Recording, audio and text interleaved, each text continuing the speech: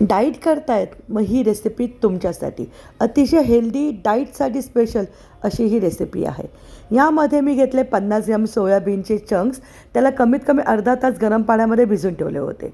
इथे वजनी 50 ग्रॅम कच्चे मूग रात्रभर भिजत ठेवले होते. ज्वारीचं पीठ घेतलेलं आहे 30 ग्रॅम. बाकीचे जे मसाले तुम्ही तुमच्या आवडीप्रमाणे कमी जास्त करू शकतात. आता हे भिजलेले सोया चंक्स घेतले, त्याच्यामध्ये मूग घातलेत, धना जिरा पावडर, बडीशेप घातले, मीठ घातलेलं आहे, आलं लसूण हिरवी मिरची पेस्ट, हळद आणि लाल मिरची पावडर. पाणी न घालता मिक्सरमध्ये आपण याला वाटून घेतले. यामध्ये मी एक कांदा घातला आहे, भरपूर कोथिंबीर घातली आणि थालीपीठाला बाइंडिंग देण्यासाठी फक्त 30 ग्रॅम इतकं ज्वारीचं पीठ घेतलेलं आहे. प्रोटीन रिच आणि लो कॅलरीज अशी आपली ही रेसिपी आहे.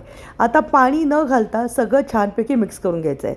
एक ओला नॅपकिन घेतला आहे, पाण्याचा हात घ्यायचा आहे, एक मध्यम आकाराचा गोळा घ्यायचा आहे आणि तो या ओल्या नॅपकिनवरती थापायचा आहे. ज्या पद्धतीने आपण धपाटे किंवा ज्या पद्धतीने थालीपीठ करतो तसंच करून घेतलं आहे. पांढरे तीळ घातलेले आहेत, मध्ये थोडेसे छेद दिलेले आहेत जेणेकरून आतपर्यंत खमंग आपलं थालीपीठ हे तयार होईल. ओलं नॅपकिन अलगद हे तव्यावरती टाकायचं आहे. आता डाईट होतं म्हणून मी याच्यामध्ये फक्त 1 टीस्पून इतकं साजूक तूप घातलं होतं. पण जर तुम्ही मुलांच्या डब्यासाठी हे हेल्दी बनवणार असाल तर तूप भरपूर घाला. लहान मुलांना भरपूर तुपाची आवश्यकता आहे. हेल्दी डाईटसाठी असं आपलं हे तयार झालं.